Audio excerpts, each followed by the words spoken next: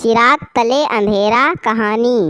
पत्रकार होने का मतलब है साहसी और निर्भीक होना, सच को उजागर करना, जनता के दुख दर्द को सरकार और प्रशासन के समक्ष उठाना और ना जाने कितने सकारात्मक गुण जो मनुष्य में होने चाहिए। हाँ, यही सब कुछ कर पत्रकार बनने के लिए लालायित था रमेश। पढ़ते समय जब उसके लेख समाचार पत्रों में छपते थे तो वह रोमांच से भर उठता था। उसके सहपाठी उसके लेखों की तारीफ करते तो उसका सीना गर्व से चौड़ा हो जाता।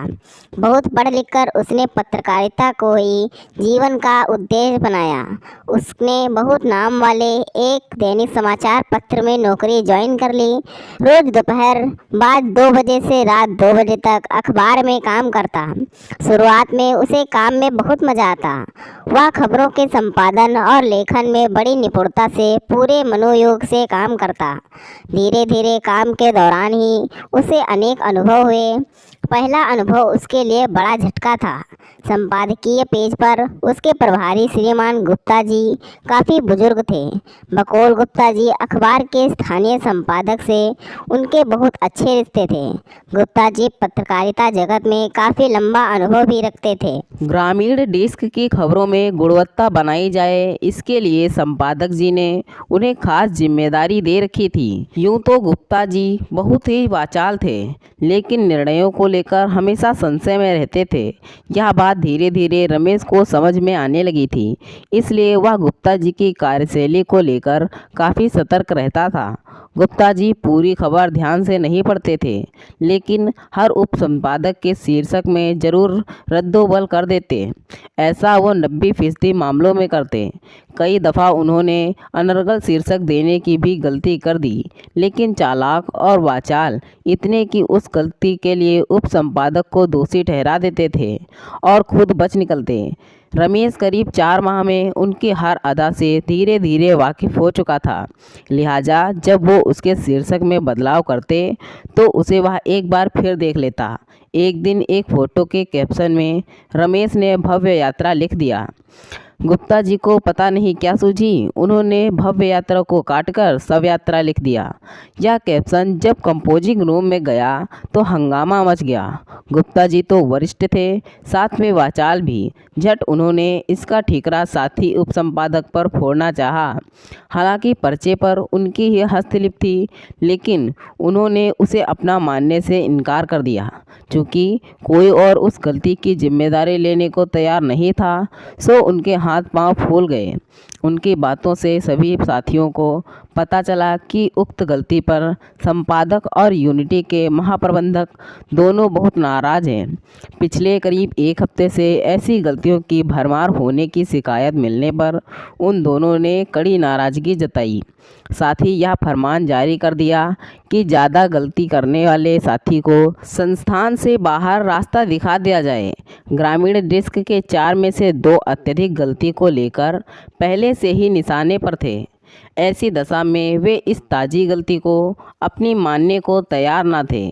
अब शेष 2 थे, एक रमेश और दूसरे गुप्ता जी। ऐसे में गुप्ता जी अंदर तक हिल गए थे।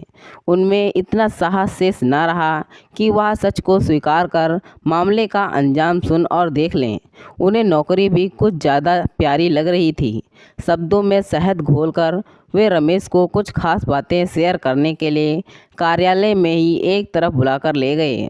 उसे अपनी वरिष्ठता और उम्र का हवाला देकर बोले कि इस गलती को वह अपनी मान ले, ताकि बात रफा दफा हो जाए। अब तक रमेश अकेला शख्स था जिसने कोई गलती नहीं की थी।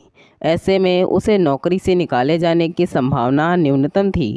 गुप्ता जी की दशा देखकर एक बार रमेश को बहुत आश्चर्य हुआ। उनके हाव भाव से रमेश को तगड़ा झटका भी लगा।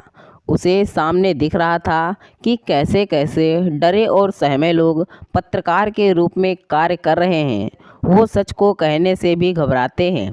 कुछ देर के सोच विचार के बाद रमेश ने उस गलती को अपनी मानकर संपादक जी के समक्ष पेश होने का निर्णय लिया।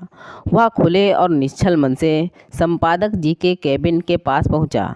संपादक जी की निगाह उस पर पड़ी। रमेश ने अनुमति लेकर उनकी केबिन में प्रवेश किया। संपादक जी बोले, कहो क्या हाल चाल है, कैसा चल रहा है काम। वे कुछ और बोलते इससे पहले ही रमेश ने अपनी बात कहने की अनुमति चाहिए। उसने बताया कि सर, कंपोजिंग रूम में गलत पहुँचे कैप्शन के बारे में कुछ बताना। सर, यह मेरी गलती थी, भूलवश मैंने ही गलत लिख दिया। इतना सुनते ही संपादक जी प्रश्नवाचक मुद्रा में बोले, जानते हो इसका परिणाम क्या होना है। हाँ सर, हमें पता है, गलती हमारी है, इसलिए स्वीकार कर रहा हूँ। इतना कहकर रमेश चुप हो गया।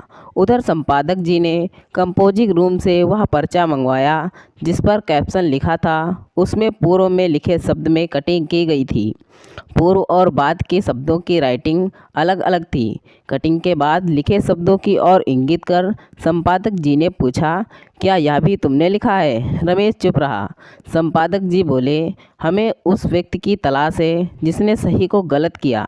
आपकी बात हमने सुन ली, अब आप जा सकते हैं, जाइए अपना काम करिए। रमेश अपनी सीट पर लौट आया, अपने काम में जुट गया। उसके साथियों की नज़रों में प्रश्न तैर रहे थे कि आगे क्या होगा, लेकिन रमेश निश्चित था। डर और अनिश्चितता उससे कोसों दूर थे।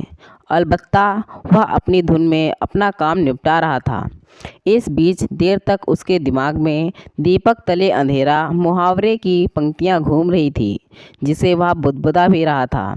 उधर सच संपादक जी के सामने आ चुका था। हालांकि गुप्ता जी की नौकरी तो बच गई, लेकिन संपादक जी ने उन्हें जमकर खरी खोटी सुनाई।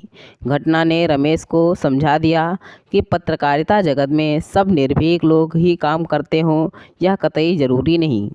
तो दोस्तों, यह थी हमारी आज की कहानी। अगर यह कहानी आपको पसंद आई है तो कृपया इसे लाइक करें और कहानी पर अपनी राय देने के लिए इसमें कमेंट करें। दोस्तों, ऐसी ही और कहानियाँ सुनने के लिए हमारे चैनल को सब्सक्राइब करें।